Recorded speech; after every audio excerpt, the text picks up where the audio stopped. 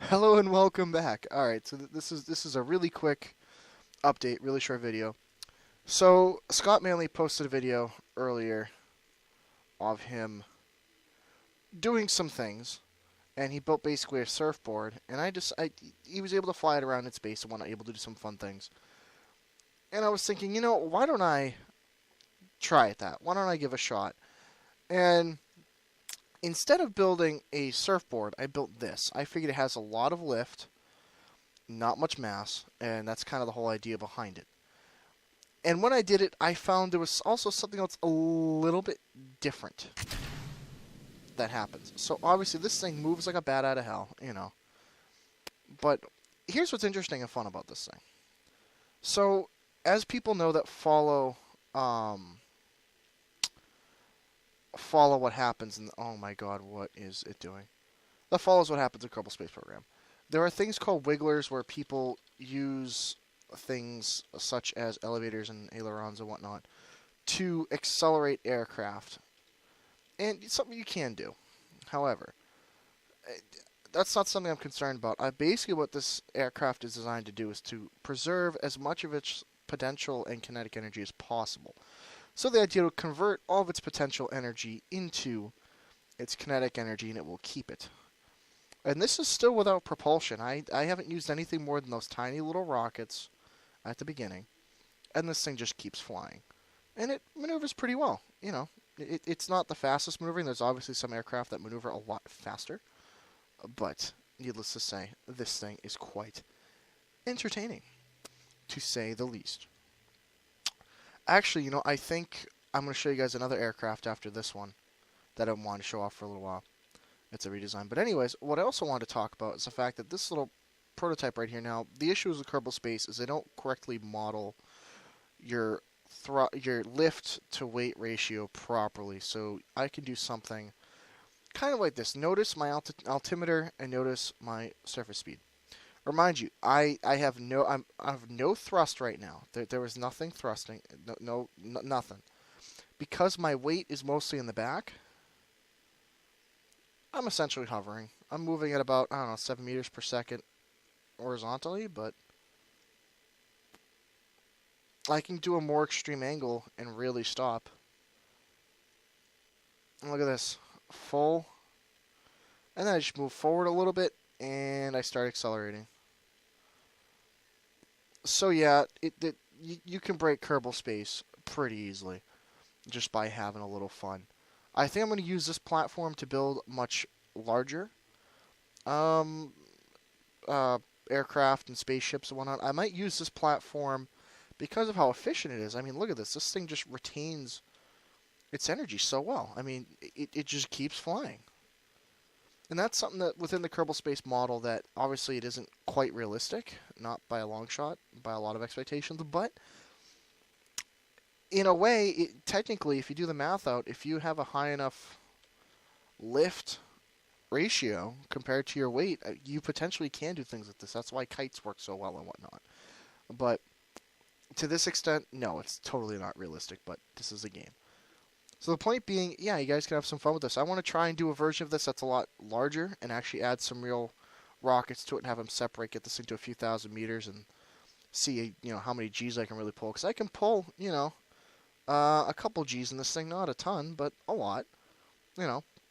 Considering it's an unpowered aircraft, this thing's essentially a kite that isn't relying on the wind. What am I thinking of? It's a like a hang glider. It's a glider kind of thing. Here's something also. Notice that my speed is increasing, yet I'm trying to gain altitude. This is something within the game that doesn't make sense because I'm gaining altitude, and look at the speed I'm gaining. This is how you can use aircraft to generate. Essentially, this game thinks of the idea of me switching these rudders as creating some sort of thrust.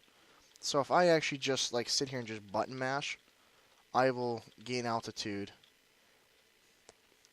and gain speed like crazy, and then I can just throw this thing around.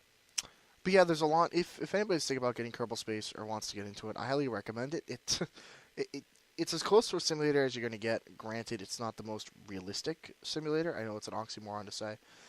But in a lot of ways, it is very good. I am purposely showing ways to exploit the physics that you don't normally see and don't normally talk about.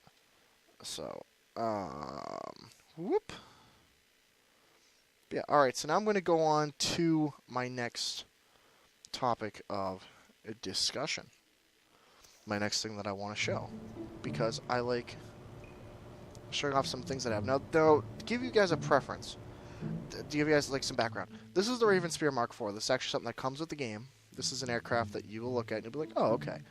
It works well. However, I took the design. Now, mind you guys, way before I had another Kerbal Space Save, I had a ton of aircraft that I made on it that worked well. And I didn't feel like remaking the whole aircraft. So I turned that into this. With a bit more thrust, a bit more control. And my whole idea behind this was very simple. I want to go fast. I want to go very fast.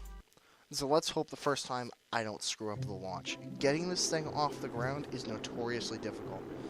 That's my problem. The problem is my weight. All my weight's back here, and my lift is back here. And my controls, it's just not, to be honest, it's not the smartest design for building an aircraft. But needless to say, that's what I did. Now all these little things on the side are just little tiny liquid-fueled engines. Oh my god, turn. Now, by the time I get to the end of the runway, I only need to be going about 100 meters per second, if that.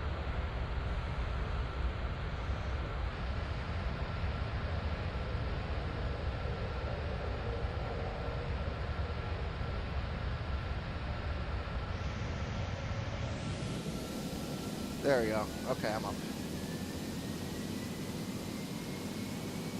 Look at that. Okay. The turbos are spooling up.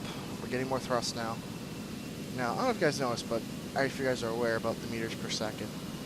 200 meters per second is pretty fast, but it's not the fastest, obviously. We're getting there. I'm going to climb up to probably about 10, 12,000 meters or so. It doesn't take that long at all to climb up. Looks like we're doing well with the oxidizer. My air intake, that's actually very important because if I run out of air, obviously these turbojets are going to shut off because they require oxygen. That's something to watch for. Now, I don't know if you guys notice, I am climbing at a ridiculous rate. I'm climbing about 30, 40 degrees, and yet, look at my speed. Here's another thing with Kerbal Space, is that these things are right now, once these turbojets actually get going, look at their specific impulse. It keeps climbing. The thrust keeps climbing. The longer you run them, they kind of almost speed up, basically, to where they should be. Now I'm going to pitch this thing up even more. And here we go. Now these little liquid fuel engines actually help a lot with stability, ironically, because it's total thrust across the whole aircraft. It's not just from one spot.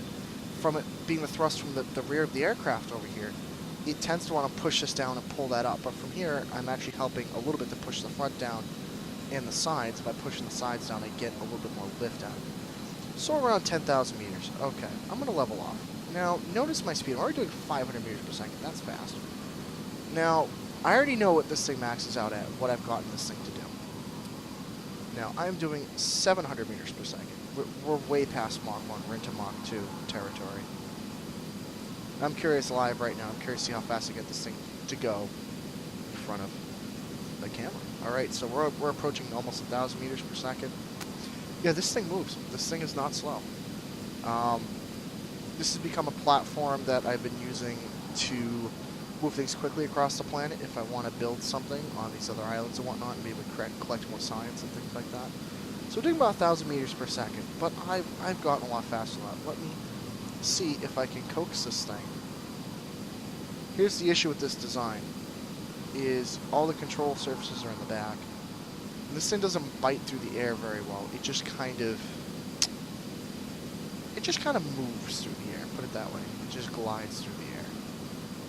So we're still gaining in speed. The key is we need the thinner air for less resistance, less drag.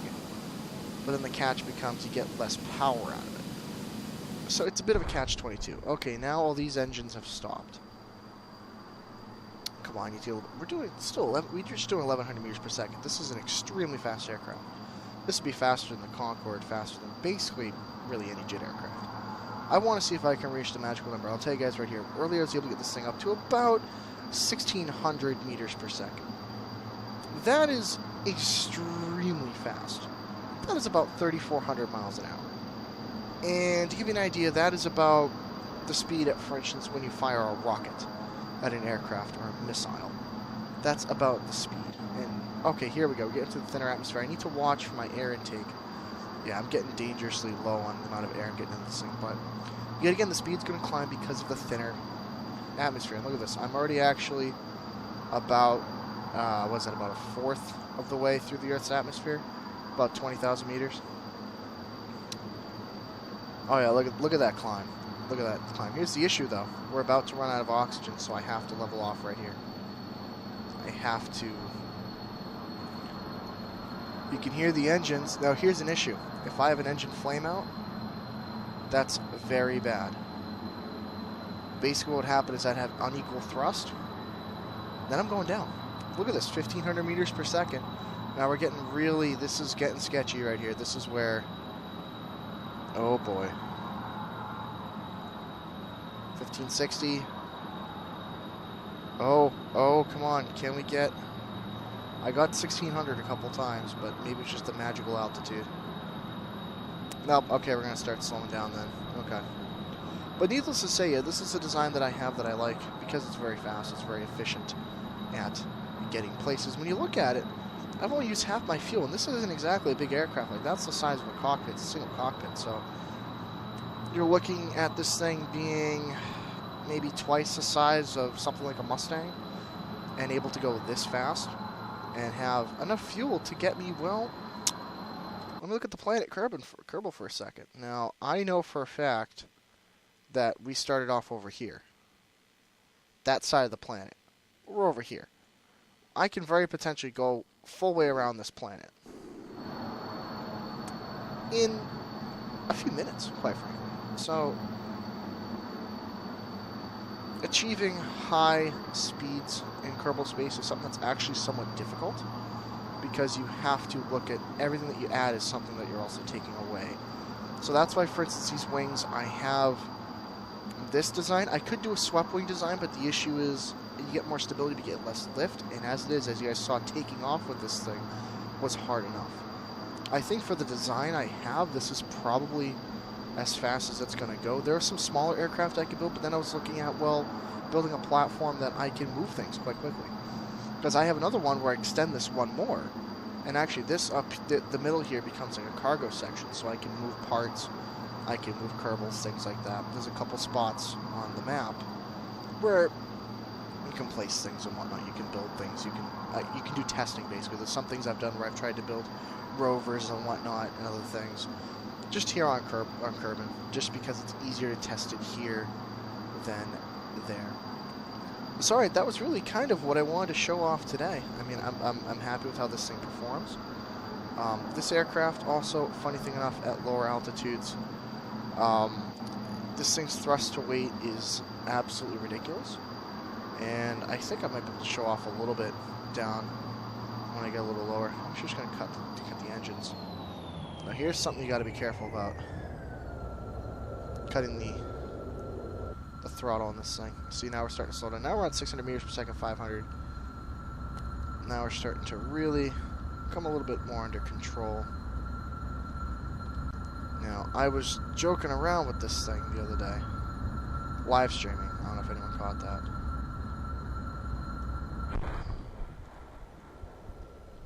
Oh, we're going to go into a spin now. Oop. There we go. Here's the weird thing. Because of the amount of thrust this thing produces and the way the weight is, you can absolutely throw this thing around and just do whatever you want with it. And it will let you. It'll let you. It's a pretty forgiving platform. The only things you have to watch about stalling. Because of the way the weight is and the center of lift, oh god, didn't mean to do that. Oh, hi kitty. You have to be careful about that, and that's something to consider. So overall, I would say that if you're beginning with Kerbal Space, it's definitely recommended to take some of the stock designs and mess with it like I have here. Obviously, if you're more advanced, I'm just having fun throwing this thing around. If you're more advanced, obviously you don't have to, but I would recommend it sometimes a little easier, needless to say, to do that. So, alright, thank you for watching. I just wanted to give a quick little update, because I have not really featured much from Kerbal Space on here. I've done a lot of live streaming with it, but not much in terms of actual YouTube content. Let me know what you think about this. Let me know what you think about designs. If you have a better design, post it, comment, throw a picture up, whatever you like to do. And I'm hoping to bring more content in the future in terms of looking at rockets, because I have some interesting rocket designs where I see how fast can a rocket go, and there's never such thing as too many rockets. So G-rated content required, though. What do you mean G-rated? You can't have any XXX. Oh, come on, no boobs. Well, I mean, come on, no fan service, not for me. But we can't go the anime style and just gain fans from just showing things. No, letting at boobs always gain fans. So when you think about it, you always gain fans from boobs. You never don't. But all right, off from that random. Shot someone in the ear. Well, off from that random note, that random thing. Thank you all very much for watching, and I shall catch you next time.